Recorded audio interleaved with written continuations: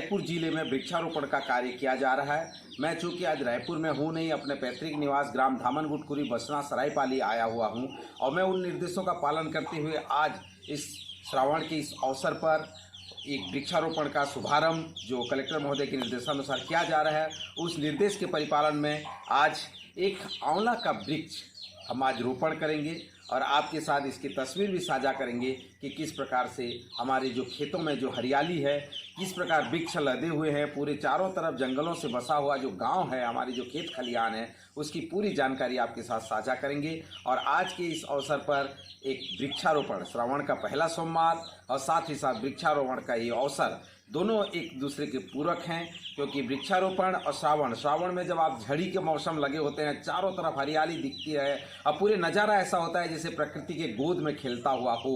तो ये दृश्य जो है अब हम ये सुनहरा अवसर हमको मिला है, तो आज हम ये वृक्षारोपण करेंगे। आंवला का पेड़ मेरे हाथों में है, चलिए मेरे साथ बनिए और एक वृक्षारोपण आ चुके हैं जहाँ पे हमको ये आंवला का पेड़ रोपण करना है। तो आज आप सभी को मैं बताना चाहूँगा कि जो वृक्षारोपण का कार्य है ये पुनीत काम है। इसमें बहुत सारी चीज़ें होता है। वृक्षारोपण का मतलब होता है कि आप वृक्ष को लगाइए, उसके साथ उसका पूरे बच्चे की तरह परवरिश करिए। जब आगे उसका ख्याल रखते हैं, बच्चों की तरह उसको बढ़ाते हैं, तो कहीं ना कहीं निश्चित रूप से उसका जो फल है, उसका जो पुष्प है, उसका जो तना है, उसका जो जड़ है, वो सारे उपयोगी होते हैं। तो आज आप सभी को वृक्षारोपण के उस अवसर पर मैं स्वागत करता हूं, अभिनंदन करता हूं और साथ ही साथ निवेदन करता हूं कि आप वर्ष में हो सके तो, देखिए सब दिन करने की बात नहीं कह रहे हैं, लेकिन वर्ष में एक दिन निश्चित कर लीजिए और उस निश्चित दिन में आप वृक्षारोपण करिए। तो आपको जो है वो फल और वो जो आनंद है, जब वो वृक्ष बड़ा होता है, जो आप उसके साथ खेलते हैं और बड़े होते हैं और उसका जब फल मिलता है, जब उसका प्रति जो आपका लगाव होता है, जो अटैचमेंट होता है, वो कहीं ना कहीं आपको दिखता है और आप भी एक संकल्पित रहते हैं। जब भी देखेंगे और जब वो पेड़ को आप जानेंगे तो उस समय आप कहेंगे कि हाँ, ये पेड़ को मैंने ही लगाया था और आज ये पेड़ देखो कितना बड़ा हो गया है। और उसका जो फल है, गर्व के साथ कहेंगे कि भाई देखिए ये पेड़ मैंने रोपण किया है। और एक स्मृति रह जाती है, वो यादगार रह जाता है कि उस पेड़ को आप जब बड़ा होते हुए देखते हैं तो कहीं ना कहीं आपको एक प्रसन्नता और आनंद की अनुभूति होती है। तो मैं सभी दर्शकों से निवेदन करूंगा, कुछ करें या ना करें जीवन में, एक वृक्ष जो है ज़रूर लगाएं। ये आपको करना चाहिए। पानी थोड़ा सा डाल देते हैं।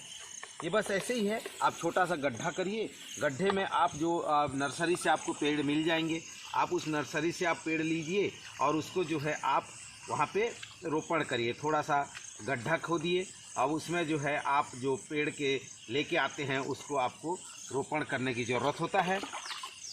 और बस थोड़ा सा हल्का पानी डाल दीजिए, क्योंकि बरसात का मौसम है। जैसा कि मैंने कहा कि श्रावण का सोमवार का दिन है और इस अवसर पर आपको ज़्यादा पानी डालने की भी ज़रूरत नहीं है।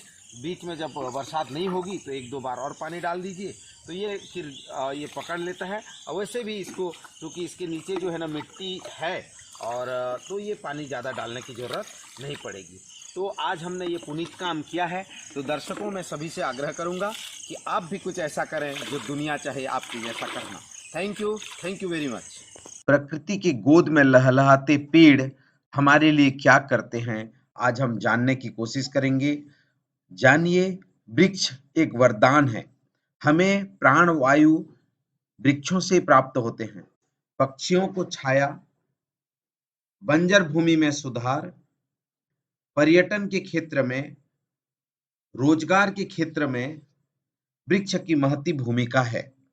जहां वृक्ष के घने जंगलों से आच्छादित पेड़ों से, उनके फूल से औषधियां, कच्चा माल, जल स्तर में वृद्धि, राष्ट्रीय आय में वृद्धि, कृषि उपज में वृद्धि, रेगिस्तान के प्रसार पर नियंत्रण, पर्यावरण पर नियंत्रण, इमारती लकड़ी, बाढ़ नियंत्रण, फल, ईंधन, सुंदरता, जलवायु पर नियंत्रण, पशु पक्षियों को छाया, पशु पक्षियों का चारा, ये सारी चीजें जो है वृक्ष हमें प्रदान करते हैं।